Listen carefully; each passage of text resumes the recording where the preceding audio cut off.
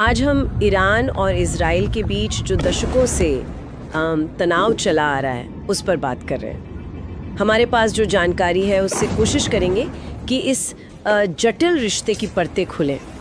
मतलब ये दुश्मनी कैसे छिपी हुई लड़ाइयों से निकलकर अब सीधी टक्कर तक पहुंच गई है। चलिए समझते हैं इसको। तो शुरुआत करते हैं इसकी जड़ से।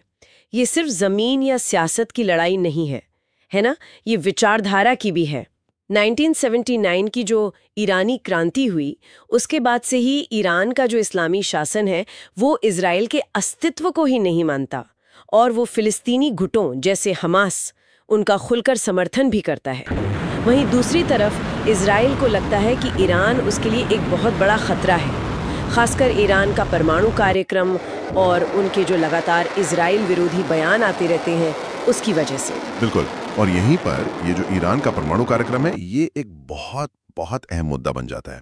इजराइल को तो पक्का शक है कि ईरान चोरी छिपे परमाणु हथियार बनाने की फिराक में है और इसी शक के चलते जैसा कि रिपोर्ट्स में आता है इजराइल ने कई गुप्त ऑपरेशंस भी किए हैं, जैसे ईरानी वैज्ञानिकों को निशाना बनाना या फिर उनके परमाणु ठिकानों पर साइबर हमले करना। ये दिखाता है कि इजराइल इसे कितना गंभीर खतरा मानता है। हाँ, मतलब इज़राइल सिर्फ डिप्लोमेसी पर ही नहीं रुका, सीधी कार्रवाई भी की है। लेकिन क्या इन गुप्त ऑपरेशनों का वाकई में ईरान के परमाणु कार्यक्रम पर कोई बड़ा असर हुआ या ये सिर्फ तनाव और बढ़ा रहे हैं? इस पर अलग अलग राय है, पर हाँ, दुश्मनी तो बढ़ी ही है। हाँ, दुश्मनी और बढ़ी है और तनाव बढ़ाने का एक और बड़ा जरिया है प्रॉक्सी युद्ध, मतलब छद्मी युद्ध। हाँ, प्रॉक्सी वॉर्स। ये वो लड़ाई है जो देश सीधे नहीं लड़ते बल्कि दूसरे गुटों के जरिए लड़ते हैं और ईरान को इसमें कह सकते हैं माहिर माना जाता है।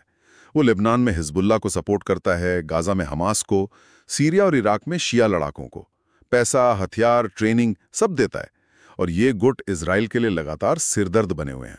और इजराइल भी चुप नहीं बैठता है ना, वो भी अक्सर सीरिया में ईरानी ठिकानों पर या हथियारों के काफिलों पर हवाई हमले करता रहता है ताकि ये हथियार हिजबुल्लाह जैसे गुटों तक ना पहुंचे।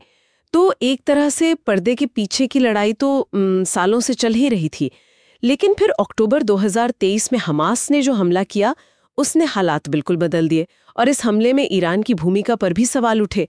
हालांकि ईरान ने सीधे तौर पर शामिल होने से इनकार किया है। हाँ, वो घटना एक बहुत बड़ा मोड़ थी जिसने गाजा में एक भयानक युद्ध छेड़ दिया। लेकिन जो अप्रैल 2024 में हुआ वो तो बिल्कुल अभूतपूर्व था, पहले कभी नहीं हुआ। सीरिया में ईरानी दूतावास पर एक हमला हुआ, माना गया कि इजरायली हमला था। उसमें ईरान की जो शक्तिशाली रेवोल्यूशनरी गार्ड कोर है IRGC, उसके कई सीनियर अधिकारी मारे गए। IRGC ईरान की सेना का बहुत अहम हिस्सा है